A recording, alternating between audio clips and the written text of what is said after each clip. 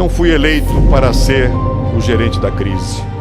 Fui escolhido pelo povo para superá-la, para continuar a construir uma economia estável, moderna, aberta e competitiva, para prosseguir com firmeza na privatização.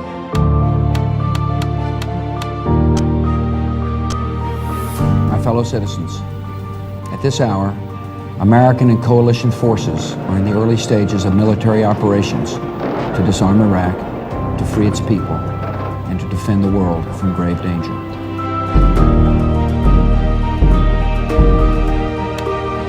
Temos de construir consenso que não eliminem nossas diferenças, nem apaguem os conflitos próprios das sociedades democráticas. Eu estou feliz pela oportunidade que a história me deu de ser a primeira mulher a governar o Brasil.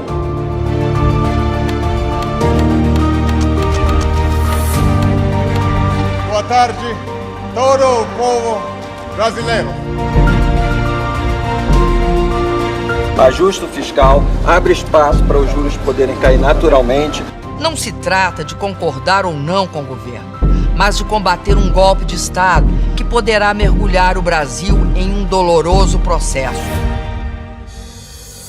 Pela memória do coronel Carlos Alberto Brilhante Ustra, o pavor de Dilma Rousseff.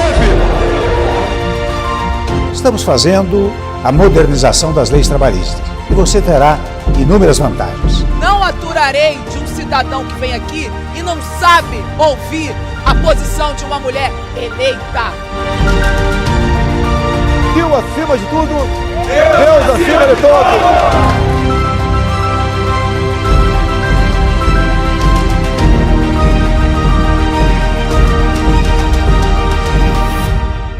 A revolta contra a injustiça, a revolta contra esse desequilíbrio social desumano é um fato inescapável.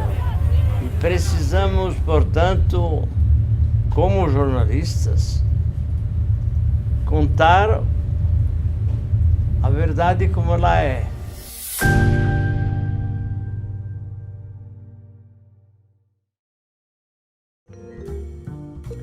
Olá pessoal, sejam bem-vindos a mais um Fechamento, o programa dedicado a fazer uma análise, uma reflexão dos principais acontecimentos da semana, com transmissão ao vivo pelo canal de Carta Capital no YouTube e com retransmissão pela TVT às 22h30.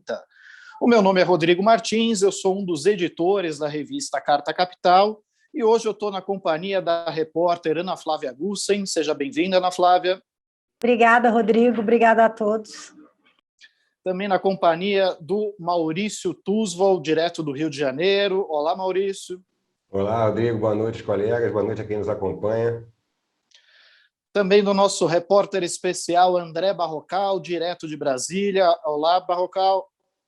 Oi, Rodrigo. Boa noite. Boa noite, colegas de bancada e todo mundo que nos assiste nesse momento. E de Thaís Reis Oliveira, editora executiva do site de Carta Capital. Olá, Thaís.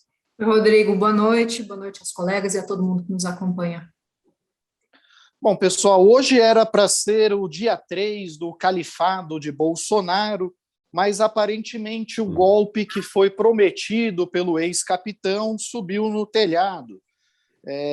Inclusive ele acaba de fazer aí uma manifestação pública, assinar uma carta na companhia do Temer, algo bastante curioso aí, pedindo desculpas a todos, dizendo que ele não pretendia afrontar os poderes da República, chegou até a tecer elogios para o Alexandre de Moraes, uma coisa bastante curiosa. Logo ele, o ministro que foi tão atacado nos atos bolsonaristas do dia 7 de setembro, onde prometia-se aí a instalação desse califado. Eu vou pedir para o Cacá, o nosso editor de vídeo, para mostrar só dois trechos das manifestações, né? Um do Bolsonaro discursando na esplanada dos ministérios e, na sequência, o Bolsonaro também falando para os seus apoiadores na Avenida Paulista. Cacá, solta o primeiro vídeo, por favor. Não mais aceitaremos que qualquer autoridade, usando a força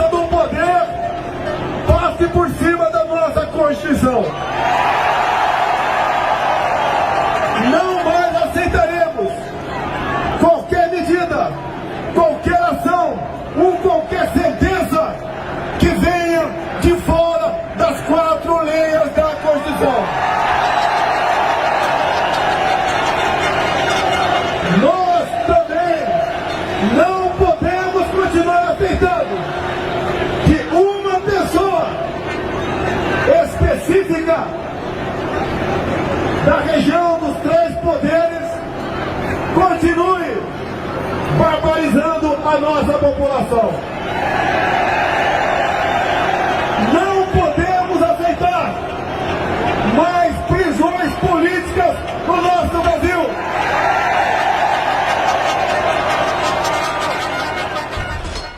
Bom, a gente viu aí uma das primeiras manifestações dele na esplanada dos ministérios. Agora vamos mostrar também um trechinho do discurso de Bolsonaro na Avenida Paulista no último 7 de setembro.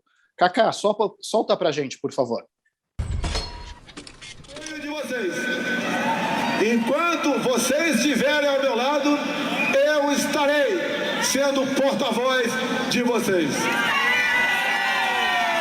Nesse momento, eu quero mais uma vez agradecer a todos vocês, agradecer a Deus pela minha vida e pela missão, e dizer àqueles que querem me tornar inelegível em Brasília: só Deus me tira de lá.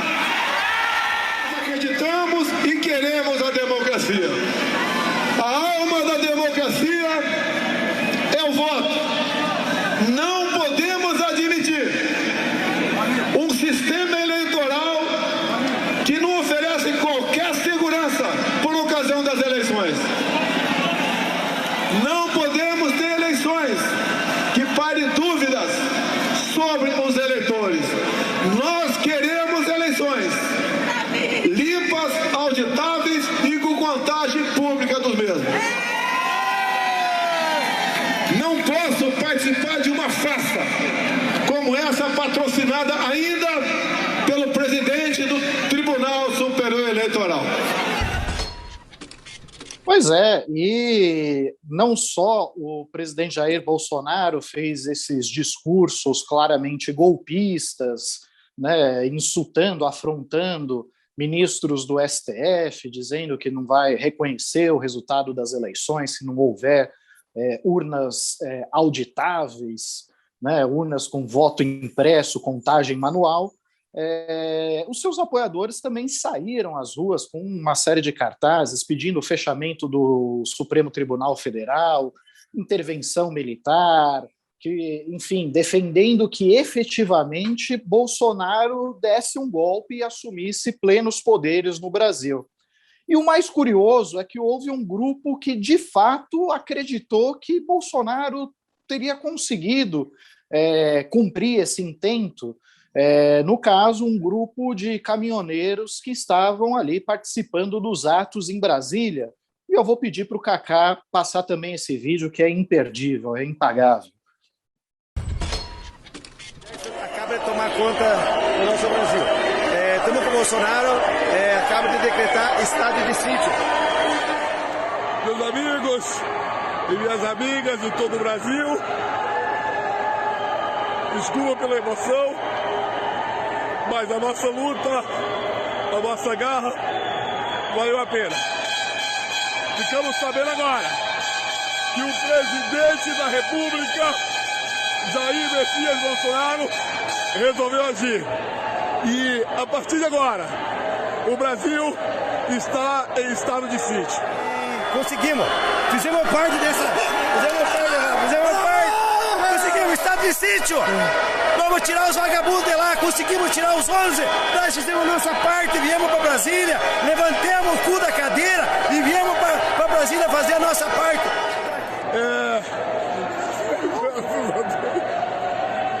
Desculpa.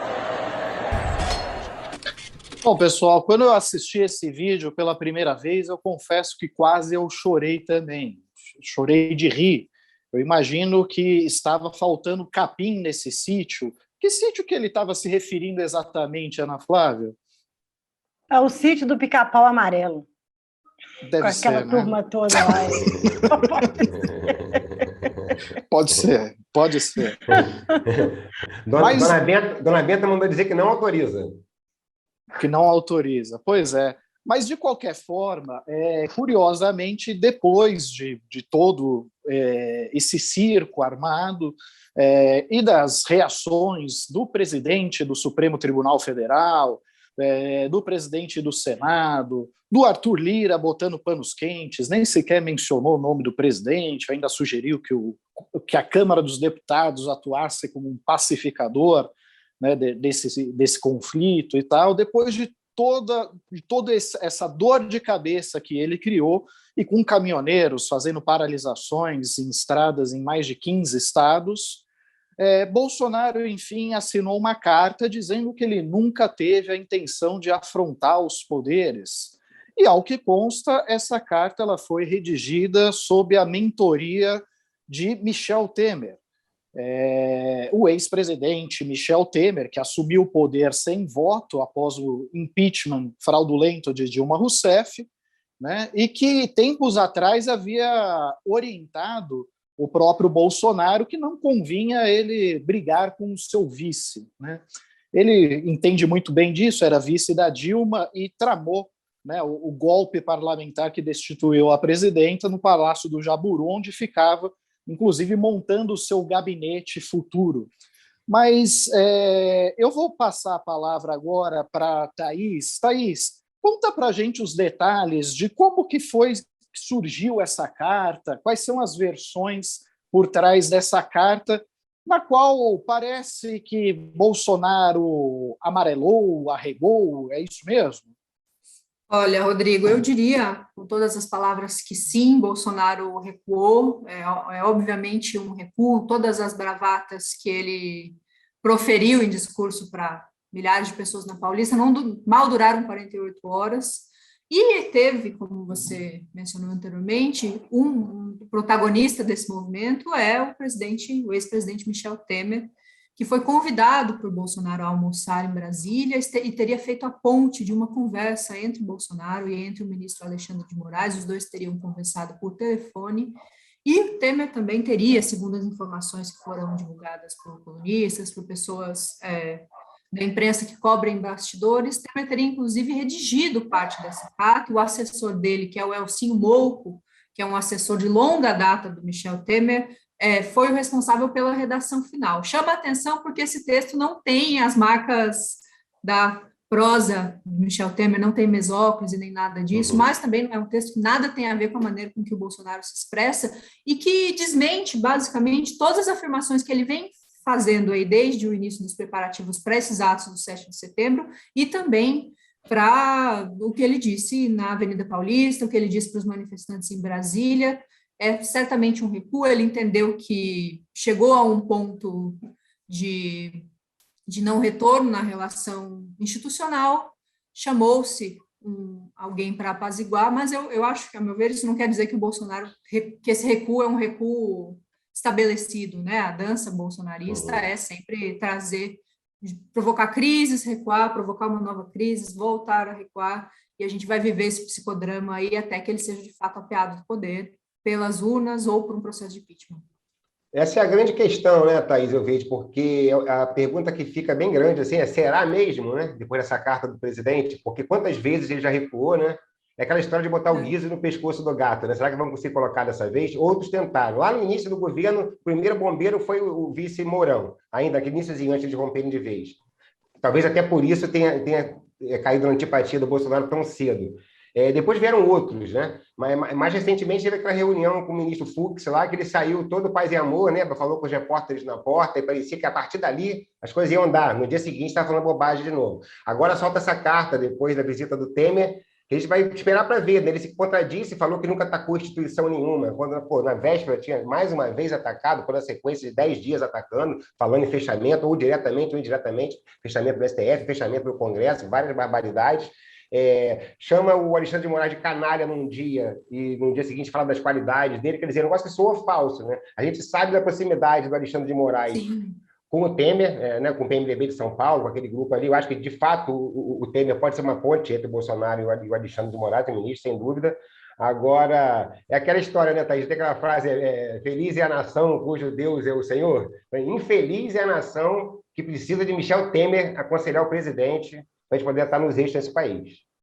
Sim, mas eu acho que tem uma questão aí, Maurício, aproveitando que você levantou essa bola, que é claro que essa posição do Bolsonaro não é uma posição permanente, não vai durar, mas o fato é que ele está desmoralizado perante as pessoas que foram mobilizadas durante essas semanas todas para estar no 7 de setembro, os caminhoneiros, os idosos, as pessoas que enfrentaram horas e horas de ônibus para estar em Brasília, eu acho que a Ana tem mais propriedade para falar disso, mas a repercussão entre os bolsonaristas, entre esses militantes que se mobilizam em grupos e nas redes sociais, foi péssima, pegou muito mal para o presidente, então esse é um recuo que existe até agora, desmoraliza o presidente perante sua base, ele vai ter que se explicar, está se explicando agora enquanto a gente faz essa live para os seus militantes, mas certamente não é permanente, é só a antessala de uma nova crise, de novas batatadas, de um novo circo.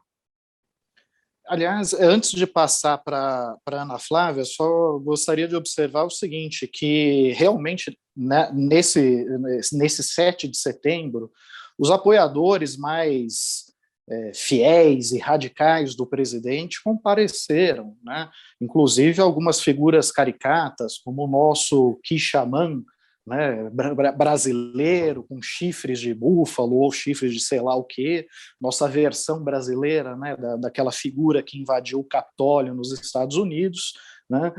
Tivemos também o Queiroz das rachadinhas participando dos atos, batendo continência para um cartaz do ex-deputado Roberto Jefferson, que réu confesso, né, e do caso do Mensalão, condenado a mais de 7 anos de prisão, mas que voltou aí para os holofotes como um grande ídolo bolsonarista, né, e os caminhoneiros.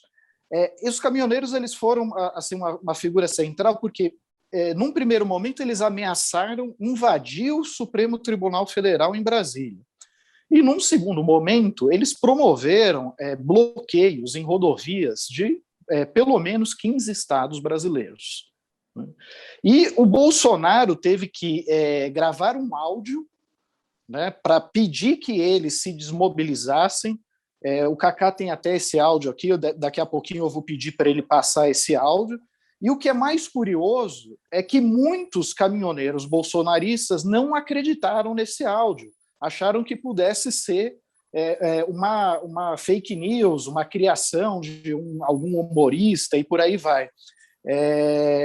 Então, assim, você vê claramente a decepção desse pessoal que realmente achou que sairia no 7 de setembro para apoiar o seu presidente e sairia de lá com o Congresso fechado, os 11 ministros cassados, o Bolsonaro assumindo tudo com plenos poderes e os militares na rua, né?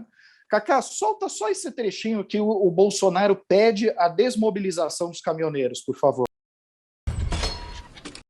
Fala para os caminhoneiros aí que são nossos aliados, mas esses bloqueios aí atrapalham a nossa economia, isso provoca desabastecimento, inflação, prejudica todo mundo, em especial os mais pobres. Então, não toquem nos caras aí, se for possível, tá? Liberar, tá, ok? Pra gente seguir a normalidade. Deixa com a gente em Brasília aqui agora. Não é fácil negociar, conversar por aqui com outras autoridades, não é fácil. Mas a gente vai fazer a nossa parte aqui, vamos buscar uma solução para isso, ok? E aproveita aí, em meu nome, dá um abraço a todos os caminhoneiros aí. Valeu. Bem, vocês ouviram aí o Bolsonaro mesmo tendo que pedir para eles se desmobilizarem e demorou um certo tempo para a turma se convencer de que isso era verdade, de que era o presidente pedindo para eles saírem das rodovias. Mas agora eu vou pedir para a Ana Flávia, que gosta de se infiltrar nos grupos de WhatsApp, grupos de Telegram bolsonaristas, por pura diversão, e contar um pouco para a gente aí como que está a percepção desses apoiadores do presidente, que inclusive gastaram dinheiro para participar das caravanas, se deslocar até Brasília ou se deslocar até a capital paulista para participar desses atos. Ana, a turma está satisfeita com esse esse desfecho do 7 de setembro, com essa carta do presidente que ele acaba de divulgar, não? Não, não estão nem um pouco, eu estou acompanhando aqui. Primeiro a gente tem que lembrar que não foram nem 3, foram ao menos 4 decepções aí que o pessoal teve com o Bolsonaro desde o dia 7, né? Lembrando que aqui no Palanque, aqui em São Paulo, ele falou que ia chamar o Conselho da República, né, para intervir, enfim, para tomar medidas, e no final ele chamou os ministros para bater um papo ali, fazer um jogo de cena no dia seguinte, né? Ele mandou esse áudio com aquela voz mais xoxa, mais desanimada. Ô, gente, pode desmobilizar, vocês aí, caminhoneiros, a gente vai resolver a parada aqui em Brasília mesmo. Quando ele viu que a inflação subiu, aumentou o preço da gasolina e a coisa piorou, né? Aí ele teve, ainda hoje, ele fez elogios à China, né? Em uma reunião, destacou inclusive a ajuda aí na vacinação dos brasileiros, e agora ele publicou uma carta redigida pelo Temer, né? E ainda conversou por telefone com Alexandre de Moraes, a quem ele chama, né, em live, enfim, de cabeça de ovo, né, porque ele é careca. Então, o grande inimigo dos bolsonaristas, que era o ministro, que é o ministro que conduz o inquérito das fake news, dos atos antidemocráticos, o grande inimigo caiu, né? Tanto que agora o Bolsonaro está numa live conclamando outros inimigos, né? Ele está ao vivo aqui, ainda não deu para analisar tudo, mas ele está basicamente falando que não teve ato antidemocrático, foram atos muito democráticos, essa vai ser a linha dele, e que a culpa é da Globo, do Estadão e da Folha, que fazem uma cobertura parcial e com desinformação, né? Então, agora a gente já está sentindo mais ou menos qual que vai ser a linha dele para o pessoal dele que está chateado, está desmobilizado. Mas eu separei alguns trechos, né, aqui. Bom, começando pelo Malafaia, né, que é um grande aliado do Bolsonaro, né? Continua aliado, mas não alienado. Bolsonaro pode colocar a nota que quiser. Alexandre de Moraes continua a ser um ditador da toga. Minhas convicções são inegociáveis. Então, a gente vê bem esse tom. O Alan dos Santos e outros blogueiros que são investigados no inquérito das fake news, então são pessoas que estão tomando no lombo direto aí por causa do Bolsonaro, eles já estão mais tristes, né? O Alan dos Santos, ele soltou uma mensagem num grupo dele, no seguinte sentido, eu separei aqui para a gente, vou ler aqui rapidinho.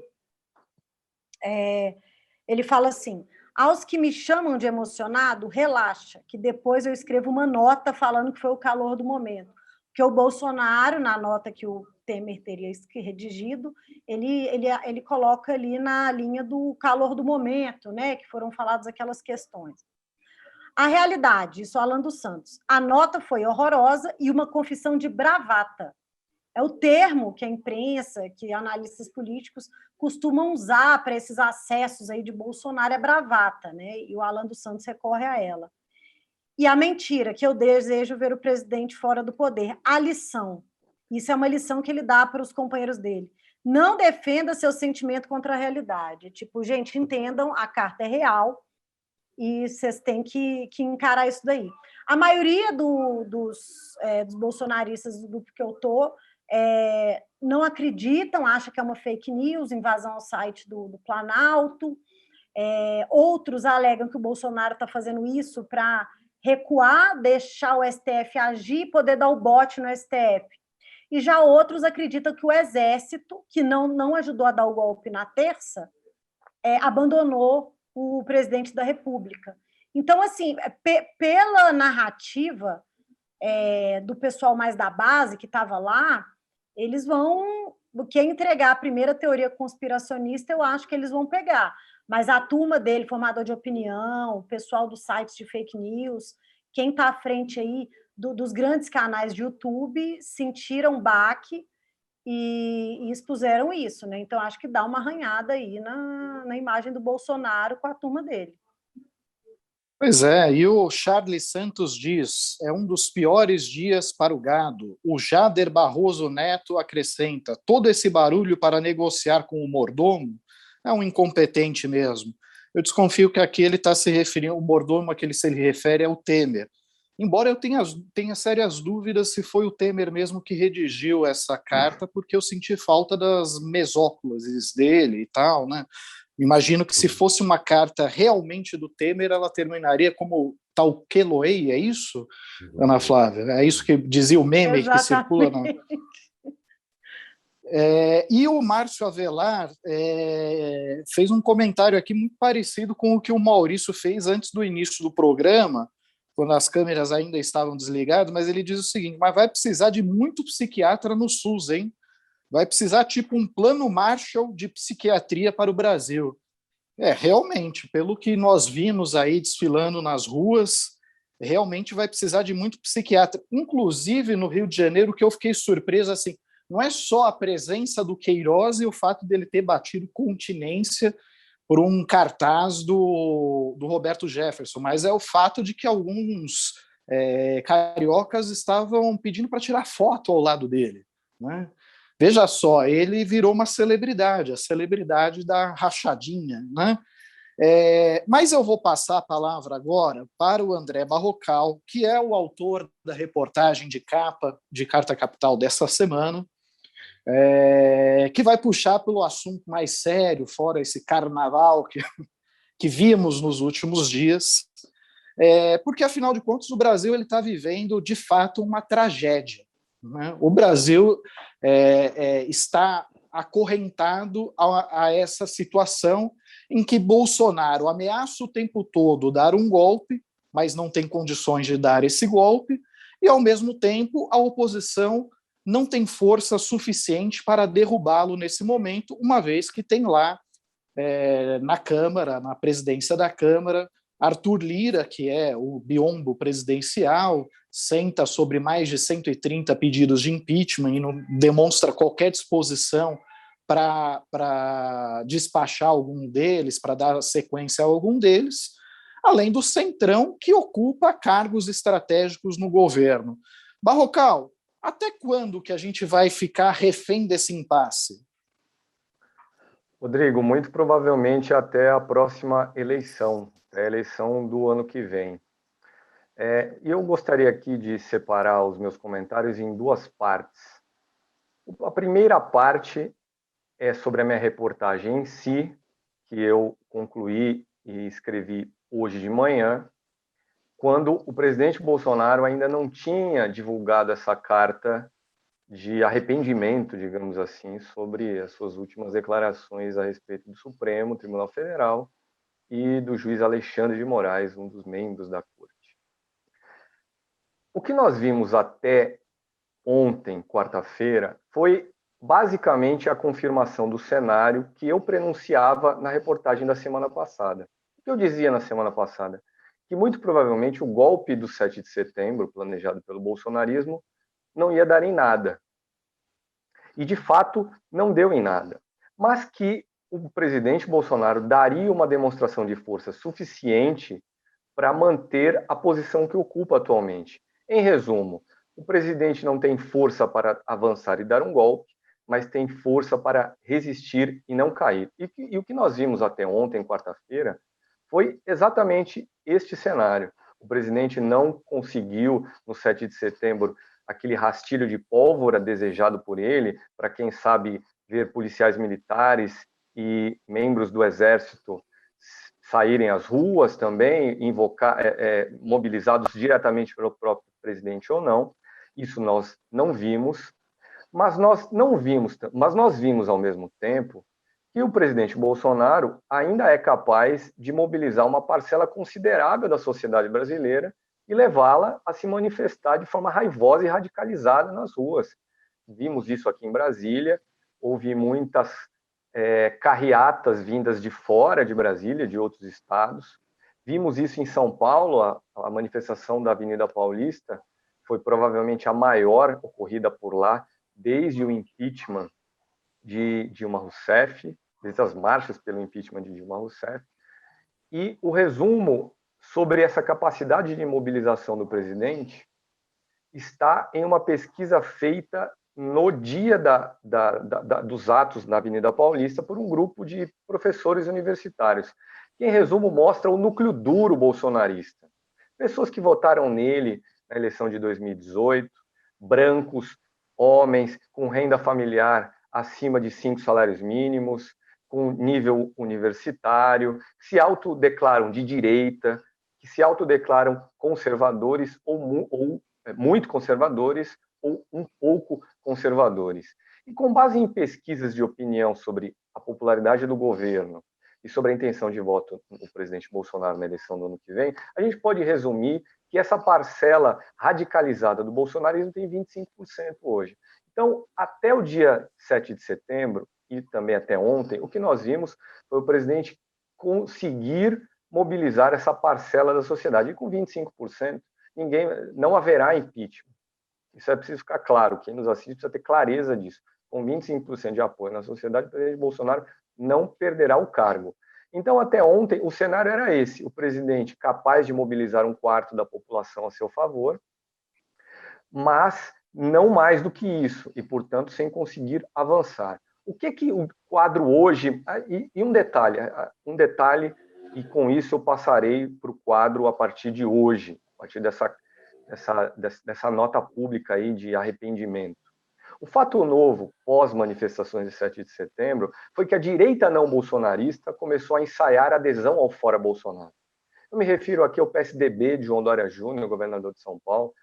Dória, no dia 7 de setembro, disse: nunca me manifestei a favor do impeachment de Bolsonaro, mas a partir de hoje defendo essa posição. O PSDB ontem, em uma reunião de sua executiva, declarou-se oficialmente na oposição a Bolsonaro.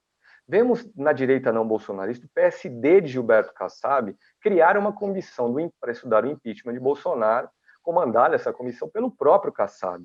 Kassab, que dizia essa semana que se o presidente ia se colocado numa sinuca, ou ele radicalizaria de vez, ou ficaria desmoralizado. E o que nós vimos hoje foi a desmoralização do presidente ou uma potencial desmoralização, a partir dessa nota pública. E aqui eu passo a segunda parte do meu comentário.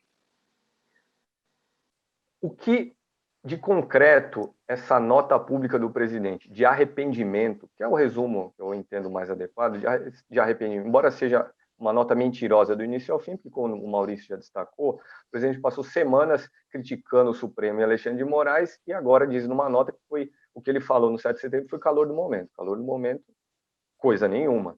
O que ele fez agora foi botar o rabo entre as pernas, porque viu que não conseguiu dar o golpe e viu que a direita não bolsonarista foi para cima dele, mostra disposição nesse momento de ir para cima dele, inclusive ao lado do campo progressista nas ruas, em favor do Fora Bolsonaro.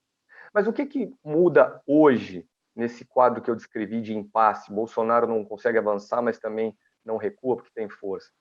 Porque essa desmoralização antecipada pelo Kassab, desmoralização materializada na nota pública de arrependimento, materializada também nos áudios, Rodrigo, a que você já se referiu, dirigidos a caminhoneiros, uma categoria muito bolsonarizada, e acreditou que haveria um golpe de Estado no 7 de setembro, Bolsonaro frustrou enormemente essas pessoas que ele fez ir às ruas, inclusive viajarem, gastarem dinheiro, ou serem financiadas por quem tivesse grana, mas o fato é que essa base radical dele, de 25%, hoje é uma base frustrada. E o que nós veremos daqui para frente?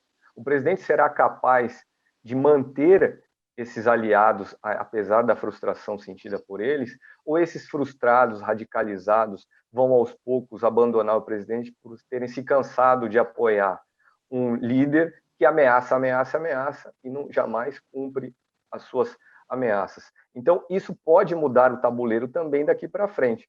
Bolsonaro, apegado à sua base radicalizada, consegue resistir e não cair. Mas e se essa base radicalizada ruir a partir de agora? É a grande questão que fica para as próximas semanas para a gente observar, paralelamente a esse movimento da direita não bolsonarista de ensaiar aí uma união com o campo progressista em favor do Fora Bolsonaro.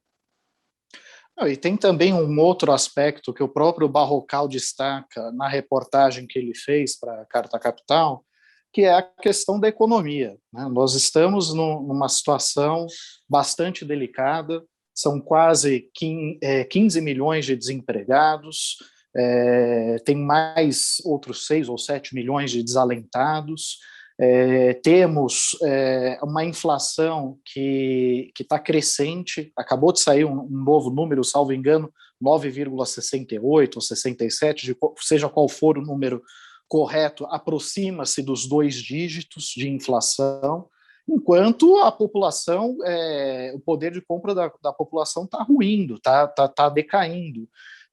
Aumenta tudo, aumenta o preço dos combustíveis, aumenta o preço do arroz e feijão, aumenta o preço da luz, até por conta da inépcia do governo em conduzir a crise hídrica e energética do país, né?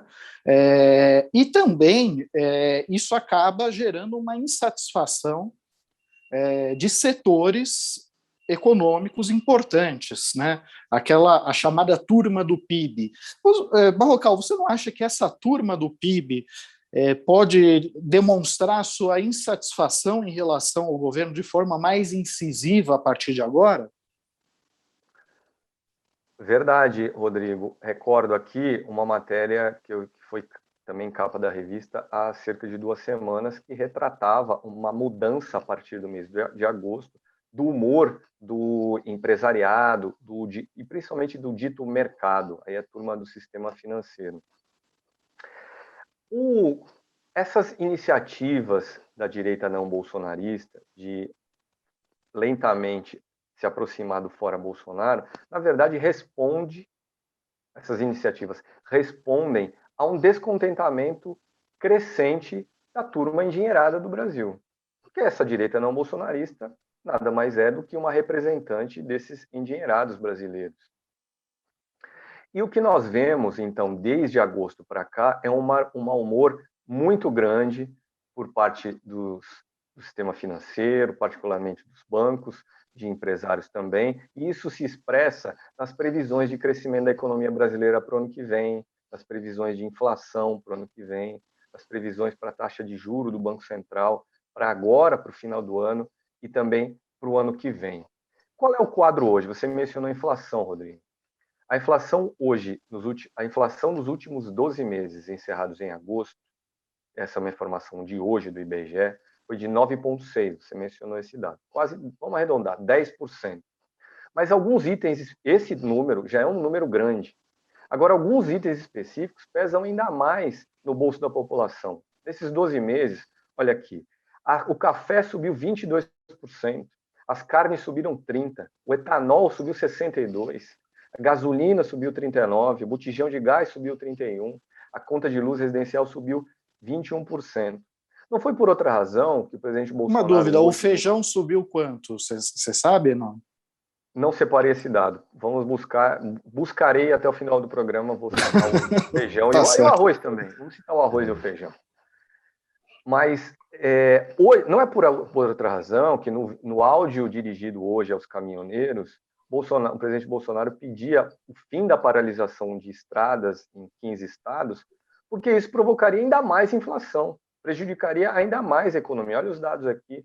Risco de, além dessa inflação, uma paralisação das estradas poderia significar desabastecimento de alimentos, desabastecimento nos supermercados, falta de gasolina nos postos, e com isso, mais aumento de preço. Então, esse é o cenário da inflação. Para conter essa inflação, o Banco Central tem pesado a mão nos juros e vai continuar pesando. E, ao pesar a mão nos juros, inibe os investimentos do setor privado. E como o Estado público brasileiro não investe, por uma opção de política neoliberal do ministro da Economia, Paulo Guedes, não existe motor para que o país cresça. O desemprego elevado faz com que a população brasileira também não funcione como esse motor. Temos 15 milhões de desempregados e 5 milhões de desalentados, são aquelas pessoas que desistiram de procurar emprego. Então, o país está em vias de se arrebentar, se é que já não está arrebentado, e de continuar assim até a eleição do ano que vem, por causa do impasse que eu mencionava, o grande impasse nacional que eu mencionava anteriormente. Bolsonaro não avança, mas também não cai, e com isso a sensação é de que não há governo. O Senado, essa semana, por exemplo, decidiu fechar as portas e não votar nada, numa resposta a essa radicalização do 7 de setembro pelo presidente Bolsonaro. A Bolsa de Valores ontem, ela teve a maior queda diária em 6 meses, quase 4%. Embora hoje ela tenha se recuperado graças a essa carta de arrependimento do Bolsonaro. O dólar ontem teve a maior alta em também muito tempo, ela subiu 2,8%, maior alta desde junho do ano passado, quando já tínhamos aí uma pandemia a pleno vapor. Então, o Brasil está com um desastre econômico e o impasse político impede que haja uma solução para esse desastre econômico. E, aparentemente, dada a correlação de forças, vão ficar na situação até a eleição do ano que vem. Essa é a opinião, por exemplo, do governador do Espírito Santo, Renato Casagrande, uma pessoa com quem eu conversei, e cito na minha reportagem, ele que é do PSB, partido que gostaria que ele, Casagrande, saísse candidato a presidente no ano que vem, mas ele, Casagrande, não está com nenhuma vontade disso. Pois é, e eu fiz essa provocação do feijão, deixa eu explicar, só porque às vésperas dessas manifestações de 7 de setembro, o presidente Jair Bolsonaro sugeriu aos brasileiros comprarem fuzis e chamou de idiotas aqueles que ficavam ali preocupados em comprar feijão. Isso num país que, no ano passado, segundo pesquisa, teve 19 milhões de pessoas famintas, 19 milhões de brasileiros passando fome. Isso no ano passado. A taxa de desemprego de lá para cá continua no mesmo patamar, até aumentou um pouquinho, né?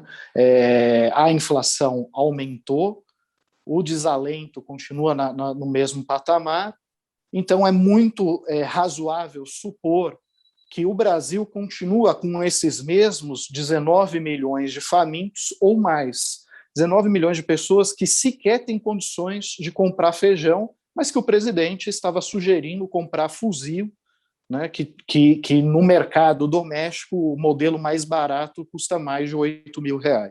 É só por isso que eu tinha feito a provocação do Rodrigo, feijão. e só para você que perguntou aí sobre a inflação do feijão, no material divulgado pelo IBGE, então hoje, sobre a inflação em 12 meses até agosto, não há um dado específico a respeito do feijão. Temos aqui pimentão a 59%, temos hortaliças com 20%, açúcar refinado 37%, frango em pedaços 25% e por aí vai. Mas feijão aqui não está na lista. Não, tá certo. Ana, você tinha começado a falar, eu te interrompi, desculpa. Não, é só porque, enfim, o Bolsonaro ele se atentou um pouco para essa linha do que a gente está comentando aqui. Antes ele sempre falava do Alexandre de Moraes, né? Hoje ele voltou com a pauta do Celso Daniel na live dele, falou mal diretamente do Lula e do PT. Defendeu o auxílio emergencial, o auxílio que eles estão dando, pediu para as pessoas ficarem em casa, né? O que não é, muito pelo contrário, ele acionou o STF para as pessoas não ficarem em casa, para não ter quarentena, né? A gente tem que lembrar disso. Inclusive, é uma pauta de insurgência dos bolsonaristas contra os governadores, e que estava latente na terça-feira também, né? Ataques a governadores. Ele contou que a Caixa Econômica Federal entrou num programa para beneficiar pequenos agricultores, a maioria deles no sul do país, e falou: pessoal, desliguem ao menos uma lâmpada em casa, estamos em crise. Então, o que ele está, e minimizou a carta, falou: pessoal, só liguei ele para o Temer, a gente redigiu essa carta, ela não é nada demais.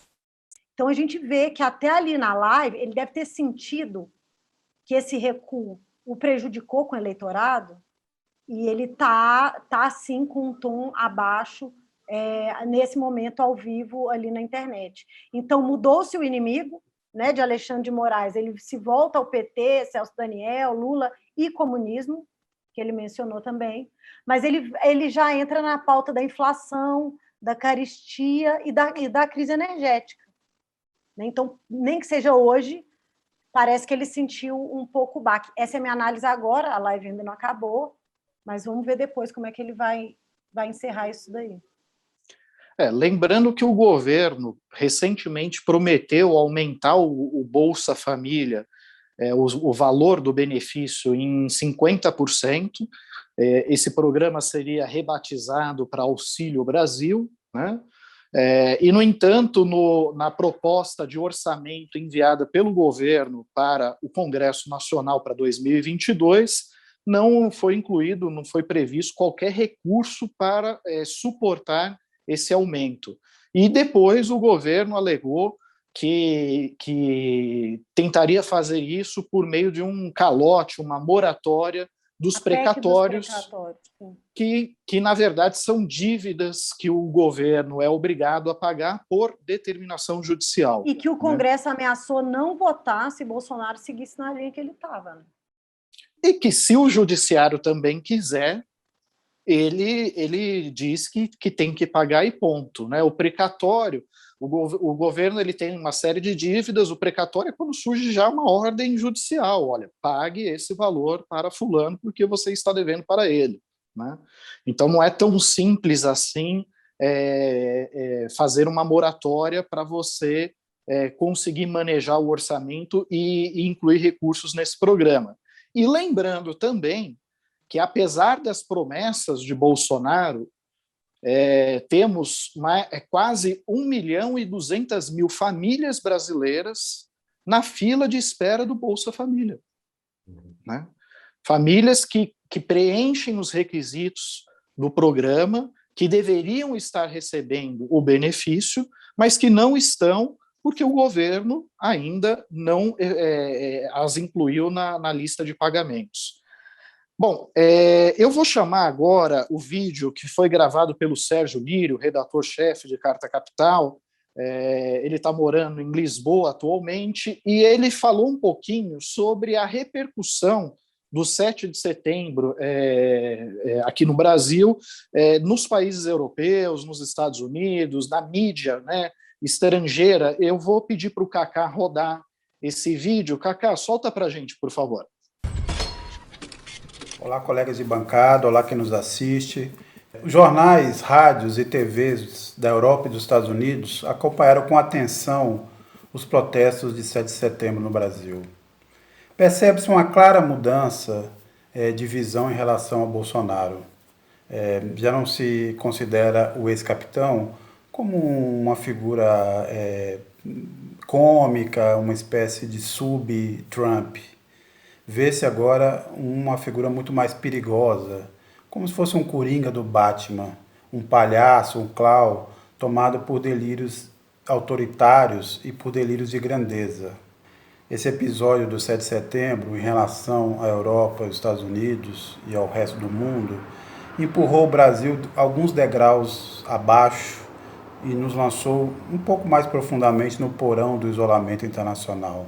Talvez isso explique o movimento que o Bolsonaro fez em relação à China no início das reuniões dos BRICS, que começaram nesta quinta-feira 9.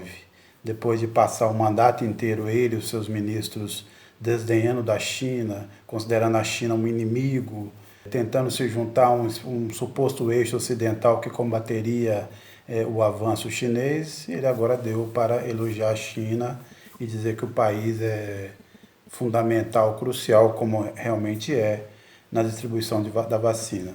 Mas eu lembro aqui de uma expressão que o Delfim Neto sempre usa: o negócio da China só é bom para os chineses. E, portanto, eu duvido que Pequim, a esta altura, tome essas palavras de Bolsonaro pelo valor de face. Bolsonaro, neste momento, para qualquer um, é um mau negócio.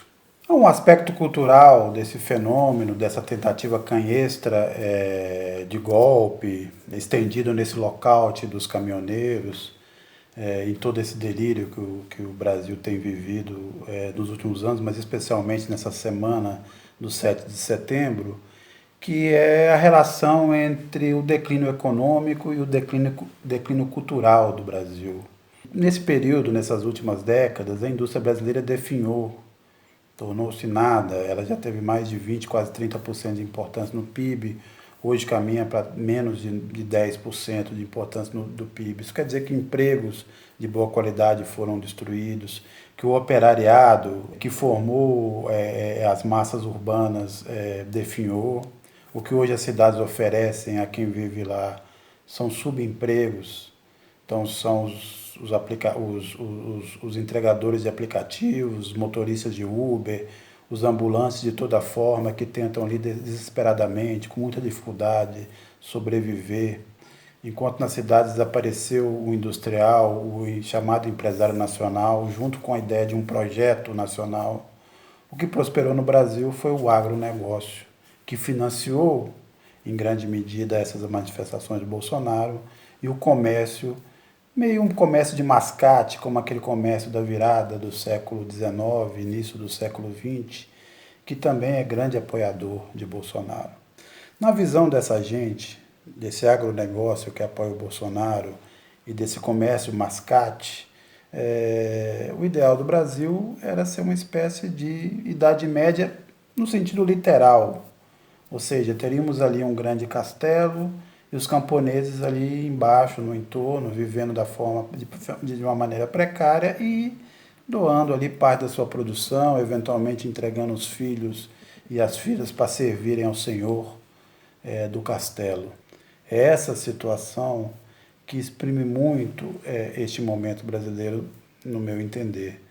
E, obviamente, isso teve reflexo na cultura. Eu vou chamar aqui um ponto, vamos dizer assim, de tantos que eu poderia destacar, mas um ponto, para mim, muito simbólico. Durante a ditadura, a gente viu florescer uma boa parte da música popular brasileira moderna e do samba moderno. Nesse período, surgiram para o público Caetano Veloso, Chico Buarque, Jorge Ben, Mutantes. Nós tivemos os festivais de música, nós tivemos cantoras como Elis Regina aparecendo, como Gal Costa, como Clara Nunes. Essa música popular brasileira foi um alívio para quem enfrentava os anos de chumbo, para quem era torturado, para quem estava na prisão, para quem se exilou, para quem tinha medo. Essa música reconectava esses brasileiros indignados com seu próprio país. Hoje, a trilha sonora dessa tragédia é outra. É Bruno e Marrone, é Marília Mendonça, é o sertanejo universitário. Haja sofrência.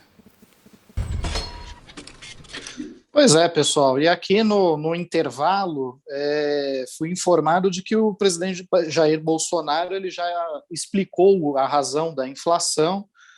Segundo ele, a inflação está crescendo porque as pessoas estão comendo mais, e a prova disso é que os brasileiros estão mais rechonchudos. Enfim, eu vou passar a palavra agora para o Maurício, que também gostaria de fazer um comentário sobre a forma como o Brasil está sendo visto no exterior. Maurício. Não, o Sérgio fala num vídeo, né, sobre essa deterioração da imagem do Brasil, né, que ela vem desde o início do governo Bolsonaro e agora, após 7 de setembro, atinge níveis alarmantes. Eu só queria lembrar que nos próximos meses nós vamos ter 3 momentos de reunião internacional de chefe de Estado, né, promovidos pela ONU. Agora, dia 23 de setembro, né, desse mês, já começa a cúpula de sistemas alimentares da ONU, que vai discutir a questão de agricultura e, enfim, de toda a oferta de programas alimentares dos países, né? E a gente sabe que o Brasil hoje é um país alvo, né, da indústria de ultraprocessados, que tenta crescer no país e tem no governo Bolsonaro um apoio. Quer dizer, vai ser um momento de disposição grande do governo e que a gente tem uma oportunidade aí de ver como ele vai se comportar, né? Se vai entrar na linha de prometer coisas que não cumpre, como foi naquela reunião da cúpula do clima, promovida logo no comecinho do governo do Joe Biden, né? E, enfim, e logo depois, na sequência, nos próximos meses, temos a cúpula de biodiversidade da ONU, na qual o Brasil entra com papel de vilão para o aumento do desmatamento, das queimadas e da perda de espécies, que aterroriza o país, né, nos últimos anos. E, na sequência, a Conferência sobre Clima. Quer dizer, essa questão da imagem internacional do Brasil, tendo em vista que a possibilidade do governo Bolsonaro durar até o fim, termos mais 1 ano e 3 meses de governo Bolsonaro, nós teremos 1 ano e 3 meses para passar vergonha internacional. Essa observação que eu queria fazer. A segunda, em relação ao resumo que a Ana Flávia fez do que o Bolsonaro falou há pouco, eu queria observar que, cara, ele está fazendo campanha já, né?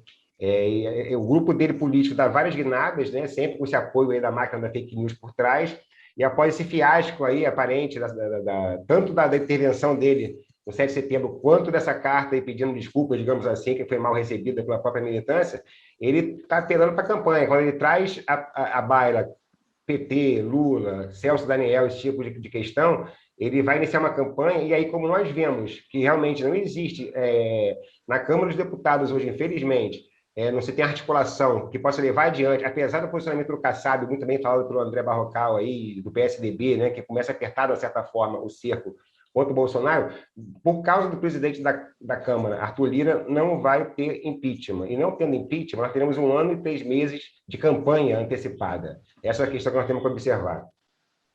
Aliás, Rodrigo, só antes de você passar a palavra para a Ana Flávia, eu queria também fazer um comentário a respeito da imagem internacional do Brasil. Hoje, o presidente do Tribunal Superior Eleitoral, Luiz Roberto Barroso, em um discurso duro contra o presidente Bolsonaro por conta das manifestações golpistas do presidente na última terça-feira, mencionou a imagem internacional do Brasil. Diz que o Brasil, o presidente brasileiro, envergonha o Brasil e a nossa imagem hoje no exterior está arrasada, e que isso contribui para que, ou melhor, e por isso, e essa é uma razão a mais para o Brasil estar na situação econômica em que está. E hoje também, o Sérgio falou isso, o presidente Bolsonaro, ao participar de uma reunião virtual dos BRICS, que é aquele grupo formado por Brasil, Rússia, China, Índia e África do Sul, elogiou a China no tema vacinas anti-Covid, diz que a China é essencial para as nossas vacinas aqui. China, que é fornecedora de vacinas, mas também de insumos para vacinas fabricadas aqui no Brasil. Agora, veja que curioso. No último sábado, dia 4 de setembro, o Brasil, particularmente Brasília, sediou um encontro da Conferência Conservadora, uma conferência conservadora chamada CEPAC, inventada pela extrema-direita norte-americana. O presidente Bolsonaro participou dessa conferência. E o que foi que ele disse lá? Defendeu a cloroquina, defendeu o tratamento precoce, debochou das vacinas mais uma vez. Então, é um presidente fake news, de fato. Diz uma coisa no 7 de setembro, depois escreve outra em nota, diz uma coisa perante conservadores aí reunidos por americanos, depois diz outra perante chefes de Estado dos BRICS. É isso, esse presidente não dá para levar a sério nada do que ele fala. Uhum. Aliás, o Nemo diz, o povo engordou, Cássio, agora é só miojão. Realmente, quando você come mal, você engorda. E o Marcelo Zorzi acrescenta, o povo já está pesando em média 4 arrobas. Lembrando que o Bolsonaro tem esse salutar hábito, né, de contar peso em arrobas. Agora, Maurício, me tira só uma curiosidade, você trabalhou na ONU, não? Eu trabalhei com o correspondente geral do Brasil junto à ONU, uma época, sim, em Genebra. Ah, entendi. Por isso que você fica sempre ligado nesses acontecimentos internacionais, né? Tem umas informantes ainda até hoje. Não, tá certo. Mas, Maurício, você assina uma reportagem na edição impressa de Carta Capital dessa semana sobre André Mendonça, ex-ministro da Justiça, ex-advogado-geral da União, que foi indicado por Bolsonaro para assumir uma vaga no Supremo Tribunal Federal, mas que está ali há muito tempo esperando para ser sabatinado pela CCJ do Senado e para ter essa nomeação apreciada no plenário da Casa Legislativa. Conta para a gente um pouquinho das razões dessa demora, né, para ele ser sabatinado, e quais são as chances dele efetivamente ser aprovado e integrar a Suprema Corte? Então, Rodrigo, o André Mendonça, né, o ex-advogado-geral da União, ex-ministro da Justiça, ele está se tornando uma figura folclórica já em Brasília, né, porque a nomeação dele para a cadeira do ministro Marco Aurélio Mello, né, que saiu do STF, a indicação dele foi enviada para o Bolsonaro ao Senado no dia 13 de julho. Né? Nós já temos há algum tempo que ele está num verdadeiro périplo, né? Uma via crucis lá pelos gabinetes dos senadores, tentando batalhar por sua aprovação, mas, na verdade, está numa espécie de limbo, porque o governo Bolsonaro deixou ele, como se diz, né, tirou a escada, deixou ele com a brocha na mão, lá na parede, ele está meio fazendo campanha para si próprio, porque não tem um apoio concreto do governo. Está tendo uma resistência muito forte do senador Davi Alcolumbre, ex-presidente do Senado, que hoje preside a CCJ, a Comissão de Constituição e Justiça. Ele sentou em cima da sabatina e ela não deve acontecer. Se falava nos corredores do Congresso que esperariam o 7 de setembro, né, para poder tentar levar adiante. Mas o fato é que aí eu tive a oportunidade de conversar com alguns senadores, né, tanto da base quanto da oposição, e a avaliação geral é que o nome do André Mendonça não ficou mais forte depois do 7 de setembro. Né? Quer dizer, a matéria mostra isso tudo e traz também um perfil do André Mendonça interessante. Né? Nós falamos com alguns colegas dele que trabalharam com ele na AGU também, e mostra como é que ele é um funcionário, um servidor de carreira, né, concursado na AGU, e passou por diversos governos, acho que desde Fernando Henrique, se não me falha a memória, né? Ele tem uma carreira, um cara preparado, não resta dúvida quanto a isso, mas ele também, a matéria mostra como que no governo Bolsonaro, ele, até usa essa expressão, ele encontrou seu verdadeiro eu, porque ele foi a pessoa certa no lugar certo, digamos assim, porque ele surgiu junto com a agenda anticorrupção, personificada pelo Sérgio Moro, mas ele também tinha outras características, como, por exemplo, ser evangélico, ele é pastor presbiteriano, né? Isso agradava toda a base evangélica do Bolsonaro. Ele é liberal economicamente, como a equipe do Paulo Guedes, e ele é conservador nos costumes, como os olavistas, né? O pessoal que segue o Olavo de Carvalho, o guru do governo. Quer dizer, ele era a pessoa perfeita e teve essa ascensão quando o Moro saiu do ministério, ele foi ministro, né? E aí ele se notabilizou por uma gestão, digamos assim, desastrada, né? Ele produziu um dossiê contra agentes de segurança que seriam antifascistas, né? Um dossiê com 500 nomes. Ele intercedeu em favor do então ministro Abraham Weintraub, quando esse foi investigado pelo Alexandre de Moraes também, no caso das fake news, ele tentou um habeas corpus por Weintraub. Enfim, ele perseguiu alguns inimigos, adversários do governo, que falavam mal do governo. Aí entram jornalistas, professores, militantes de movimentos, sindicalistas, que tiveram casos notórios, como do Ciro Gomes ou do Guilherme Boulos, que também foram. Enfim, ele é muito identificado com o bolsonarismo, mas o bolsonarismo talvez não esteja apoiando tanto, né? E isso faz com que ele esteja sozinho, hoje solitário, como disse um senador, né? Outro usou o termo de falou: o André está na chuva. Enfim, a matéria mostra isso, como é a luta em glória do André Mendonça para tentar se segurar nessa vaga do STF. Agora, tem uma característica que você mencionou que talvez hoje, atualmente, não pegue tão bem para o Bolsonaro, que é o fato dele ser lavajatista.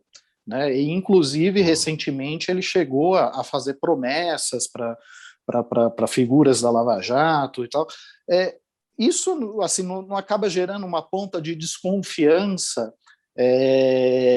por parte do presidente ou dos seus conselheiros mais próximos, talvez que ele possa representar para Bolsonaro o mesmo que Toffoli ou Fachin representaram para o Lula? Né? É isso, Rodrigo. Essa desconfiança existe, sim, no grupo político como um todo, no setor, né? E dentro de casa também, porque o Flávio Bolsonaro, né, que é senador, né, inclusive, ele nunca foi entusiasta, digamos assim, da candidatura do nome do André Mendonça, né?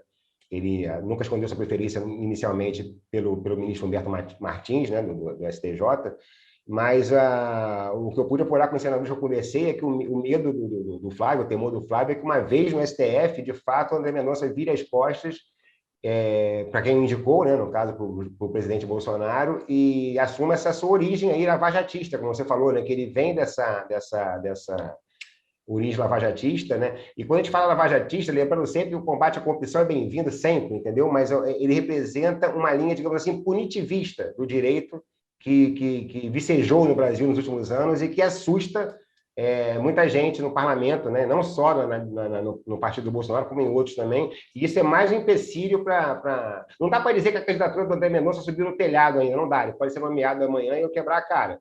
Mas o fato é que está difícil, não está fácil para ele, não. Para quem achou que acho que a Rosa Weber ficou, não me lembro agora, ficou um pouco mais de um mês para ter seu nome ratificado. Já falaram que tinha passado uma certa vergonha, foi constrangedor, né? O que o André Mendonça está passando, tem gente com pena já.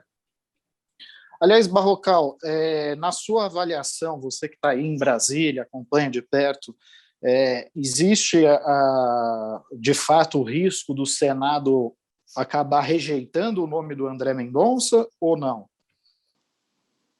Sim e não. Seria uma rejeição, Rodrigo, não no voto, mas uma rejeição por prazo de validade vencido.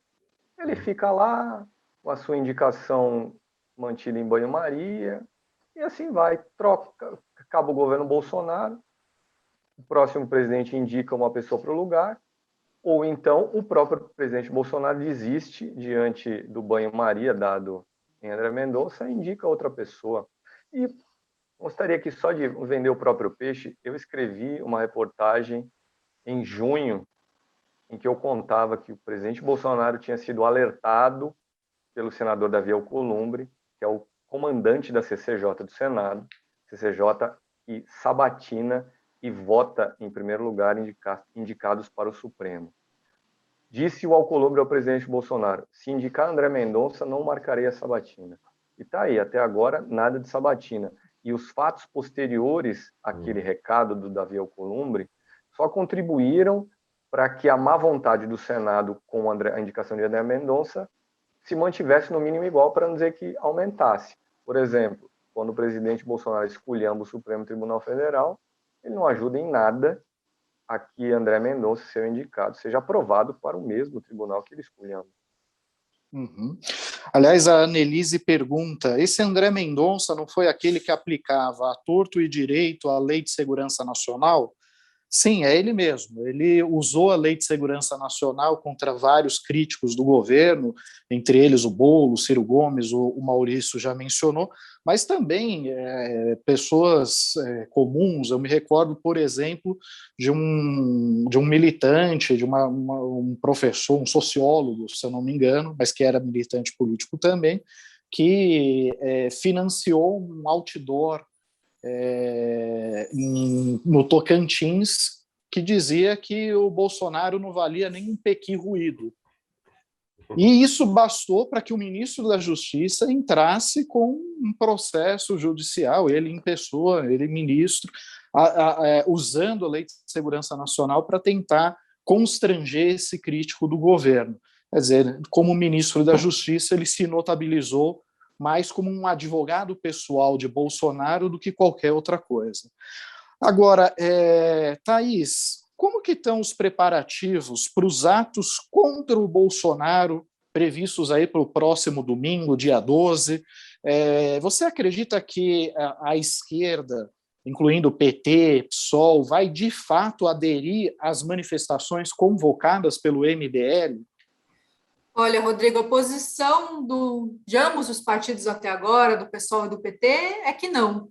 Né? A Gleisi Hoffmann e Juliano Medeiros, inclusive o Juliano foi ouvido por Carta Capital para uma reportagem a respeito desse tema, disseram que não vão participar desse ato convocado pelo Movimento Brasil Livre. O PDT de Ciro Gomes, ao contrário, tem convocado os militantes para engrossar esse ato, disse que vai participar. Outras figuras aí da direita que tentam se classificar como terceira via, o caso do ex-ministro Mandetta, também vão participar desse ato, mas tudo isso ainda é motivo de impasse, porque esse ato acontece no dia 12, como você bem mencionou, então é o fim de semana seguinte às manifestações bolsonaristas na Avenida Paulista, em outros lugares.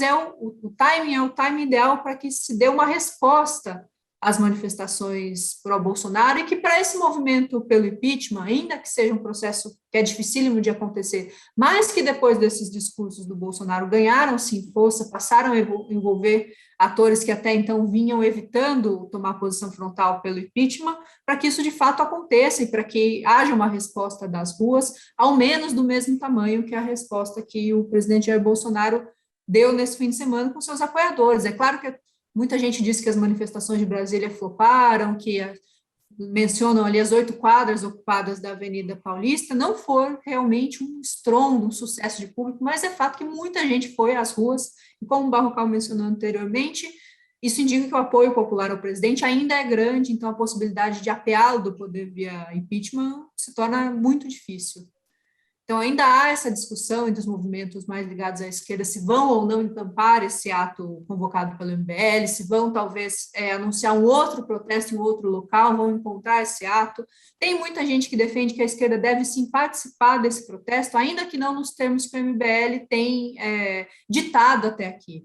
O MBL abriu mão do slogan nem Lula e nem Bolsonaro para tornar esse ato mais amplo, mas quer, por exemplo, determinar a cor da roupa que os manifestantes devem usar, querem que as pessoas vão de branco.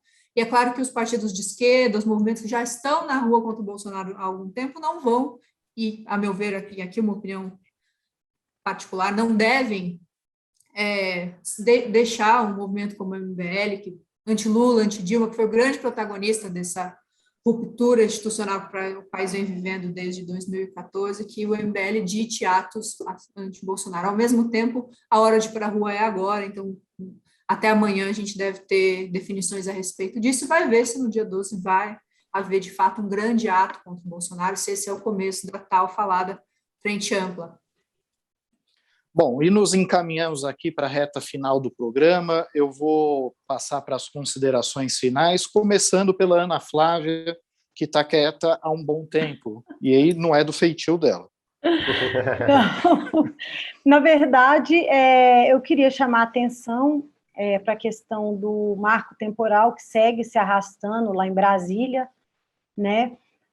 Vários caminhões de mulheres indígenas foram para Brasília essa semana. Tem cerca de 4 mil indígenas lá. Hoje o Fachin encerrou o voto dele, né? Ele é o relator, ele votou contra o marco temporal e ele propôs uma tese que é considerada muito positiva e que está sendo defendida pelos povos indígenas, né? O Fachin, ele coloca que os direitos territoriais indígenas consistem em direito fundamental dos povos indígenas e se concretizam no direito originário sobre as terras que tradicionalmente ocupam.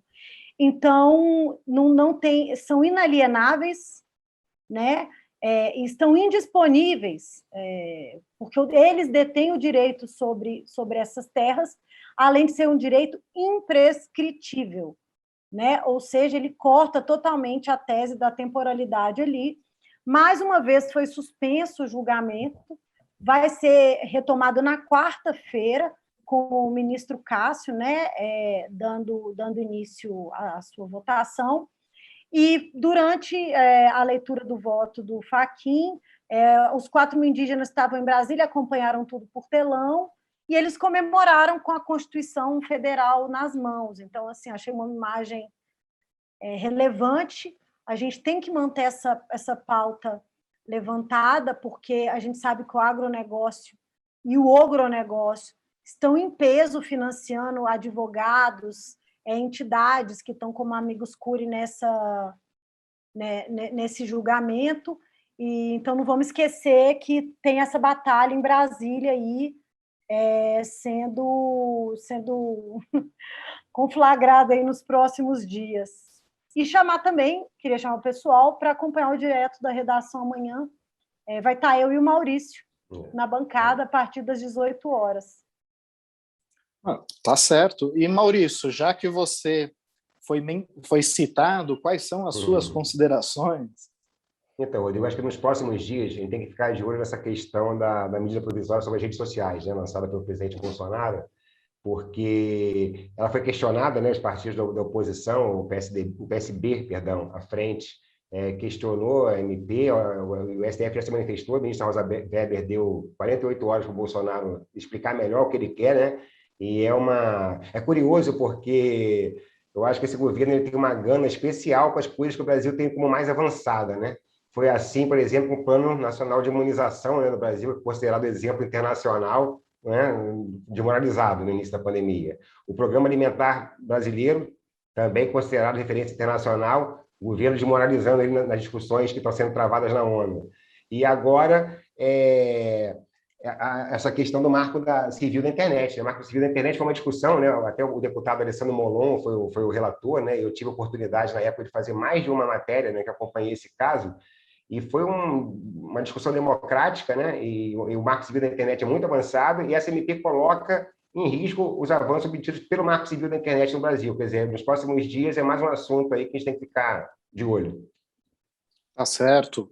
E antes de passar para o Barrocal, eu vou pedir para rapidamente o Cacá soltar o vídeo da Fabíola Mendonça, nossa repórter em Recife, que preparou um especial sobre a pandemia do coronavírus para essa edição impressa de Carta Capital, na verdade compilando aí os principais debates que ocorreram ao longo do mês de agosto no webinar de saúde promovido por Carta Capital aqui mesmo no nosso canal no YouTube. Cacá, solta o vídeo da Fabiola, por favor. Olá, amigos da Carta Capital. Eu convido vocês a acompanharem na edição desta semana uma reportagem sobre o webinar Saúde que a Carta Capital realizou agora em agosto. Eu acho que muita gente acompanhou. Se quiser, pode retomar, está no YouTube da Carta Capital. É um webinar sobre o coronavírus, 1 ano e meio da doença. Entrevistamos vários pesquisadores, vários nomes da ciência, como a Natália Pasternak, Margarete Dalcomo, o ex-ministro Alexandre Padilha. Então, é super interessante, fala do contexto do coronavírus neste momento, do novo normal. Eu convido vocês a assistirem, que está disponível no canal do YouTube, e acompanhar a reportagem que está na edição impressa da Carta Capital desta semana. Bom, e agora eu passo a palavra para o André Barrocal. André, quem que você pretende entrevistar amanhã no Poder em Pauta? Amanhã, Rodrigo, às 16 horas, aqui no canal de Carta Capital no YouTube, eu entrevisto Ricardo Berzonini, ele que foi ministro da Articulação Política no governo Dilma Rousseff, ministro do Trabalho e da Previdência no governo Lula. Será uma entrevista, então, sobre o nosso grande impasse nacional, esse que eu relato na minha reportagem. Bolsonaro não avança, mas também não cai, sobre a eleição do ano que vem, sobre a nossa situação econômica e o impacto na sucessão presidencial. Enfim, será esse, então, o nosso Poder em Pauta de amanhã. E para encerrar minha participação aqui, Rodrigo, eu gostaria de falar de México e Venezuela. No mesmo dia em que o presidente Jair Bolsonaro esculhambava o nosso Supremo Tribunal Federal aqui no Brasil, 7 de setembro, lá no México, a Suprema Corte descriminalizava o aborto. Foi uma decisão unânime tomada pela Suprema Corte mexicana a partir de um caso concreto num estado de nome indígena. Não vou dizer aqui o nome porque eu posso errar esse nome indígena, mas é um estado que tem uma punição de prisão de até 3 anos para aquelas mulheres que interrompessem sua gravidez. Então, a Suprema Corte do México acaba de descriminalizar o aborto. Naquele mesmo dia, a Câmara dos Deputados do México aprovou em definitivo uma lei sobre a revogação do mandato presidencial. Essa lei basicamente prevê que seja feita uma consulta popular sobre se o presidente da República deve permanecer no cargo ou não. A lei já tinha sido aprovada no Senado na semana passada e com a votação na Câmara, agora vai entrar de fato em vigor. Lá no México, é um congresso de maioria governista e a oposição desconfia que talvez o presidente Andrés Manuel López Obrador, um presidente de centro-esquerda, um presidente progressista, tenha patrocinado essa lei, não de olho em presidentes futuros que façam um mau governo e com isso possam ter a continuidade de seu mandato decidida pela população, mas porque López Obrador não pode ser reeleito. Não existe reeleição no México.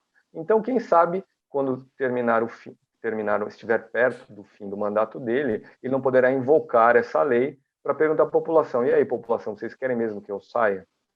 Mas fica aí a dúvida sobre se será ou não uma lei para beneficiar o atual governo de centro-esquerda lá no México.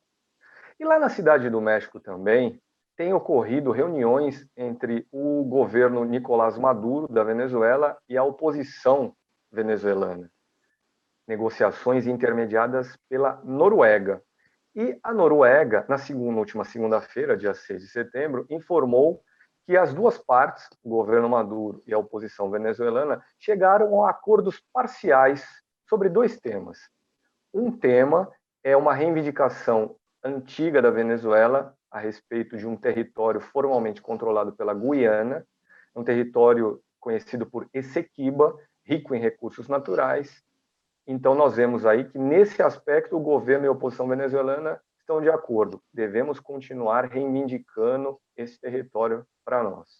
E o outro ponto de acordo prévio é que serão feitos esforços com o aval da oposição venezuelana para a obtenção de recursos pelo governo Maduro que sejam destinados ao combate da pandemia, ao combate da Covid-19 lá na Venezuela. Então é isso. Com esses dois comentários de México e Venezuela, Rodrigo, eu encerro aqui a minha participação hoje. Obrigado, Barrocal. Thaís? Rodrigo, eu gostaria de falar sobre duas questões envolvendo vacinação que mostram como o embate entre o governo federal e os estados, especialmente ele envolvendo São Paulo com João Dória, está muito longe de ser resolvido. Um deles envolve a terceira dose das vacinas. O governo de São Paulo quer fornecer aos idosos imunodeprimidos que foram imunizados com 2 doses da Coronavac uma terceira dose de vacina, mas ao contrário do que vem pregando o consenso científico até aqui, que é que no caso de pessoas que tomaram vacinas como a Coronavac, que essa terceira dose seja de uma vacina diferente e, de preferência, uma terceira dose de vacinas de RNA mensageiro, que tem uma tecnologia mais avançada, como é o caso, por exemplo, da vacina da Pfizer. O governo João Dória quer fornecer Coronavac para a terceira dose. Alguns especialistas têm, inclusive, defendido que seja fornecida a Coronavac, mas o Ministério da Saúde é contra, e por conta disso, pelo menos 8 cidades de São Paulo suspenderam a vacinação até o dia 15 de setembro, que é quando está programada a entrega de doses da Pfizer para São Paulo. E um outro aspecto é a falta de vacinas para a segunda dose, dessa vez vacinas da AstraZeneca. Por conta de um atraso no envio de remessas por parte do governo federal até São Paulo, o estado vive uma espécie de apagão da segunda dose. Dos 645 municípios do estado, a maioria está sem vacina, e o prazo de aplicação dessas doses começou a vencer no dia 4. Então, tem uma situação muito complicada, porque além de 1 milhão dessas doses que estão atrasadas, São Paulo precisa receber mais de 3 milhões de doses para concluir os esquemas vacinais até outubro, e desse total, 1,5 milhão precisa chegar até o dia 20 desse mês, e o outro, quase 1,5 milhão, deve chegar ali até a primeira quinzena de outubro, e mais o restante até a primeira quinzena de outubro. Muita gente que tem esperado aí para receber a segunda dose aqui em São Paulo está muito assustada. O governo federal não deu uma resposta contundente em relação a esse atraso, não existe ainda um prazo para que as vacinas comecem a chegar. São duas questões interessantes que tem no estado que mais, o maior estado do Brasil, e o estado que tem mais vacinado pessoas contra a Covid até aqui, que indicam problemas nessa fase tão importante de combate à variante Delta. Tá certo, Thaís. E para finalizar, eu convido a todos a ler um artigo que foi publicado pelo ex-primeiro-ministro de Portugal, José Sócrates, que também é colunista de Carta Capital, a respeito do 11 de setembro. No próximo sábado, nós temos essa marca, né, esse aniversário de 20 anos dos ataques às Torres Gêmeas nos Estados Unidos, que é, de fato, um grande trauma para os norte-americanos, mas não só, porque depois o governo norte-americano acabou patrocinando guerra no Iraque, guerra no Afeganistão e disseminando o terror para a população desses países também. E os Estados Unidos fracassaram nessa guerra ao terror, né? Vemos isso pela multiplicação de células e grupos considerados terroristas no mundo inteiro, e também pelo fato dos Estados Unidos terem se retirado recentemente do Afeganistão e, em questão de dias, o grupo Talibã ter retomado o controle do país. E como mencionou o Maurício há pouco tempo aqui num dos nossos intervalos, já voltando àquelas velhas práticas, né, de opressão às mulheres, de impedi-las de praticar esportes ou de estudar qualquer coisa que não tenha relação com teologia e por aí vai. E o governo americano, lamentavelmente, lava as mãos e vai embora, deixando para trás o rastro de 20 anos de guerra, de destruição, de cicatrizes na população afegã, na população iraquiana. Então, é um momento que eu acho que nos impõe o desafio de refletir sobre essa questão já que no próximo sábado temos essa data que modificou o rumo da história mundial, né? E agradeço a todos que participaram do nosso programa, meus colegas de bancada, a todos que nos acompanharam ao vivo aqui na transmissão pelo canal de Carta Capital no YouTube e a todos que nos assistiram também aqui pelo nosso canal depois do encerramento do programa ou na retransmissão da TVT a partir das 10h30 da noite desta quinta-feira. Um forte abraço e até a próxima semana, pessoal.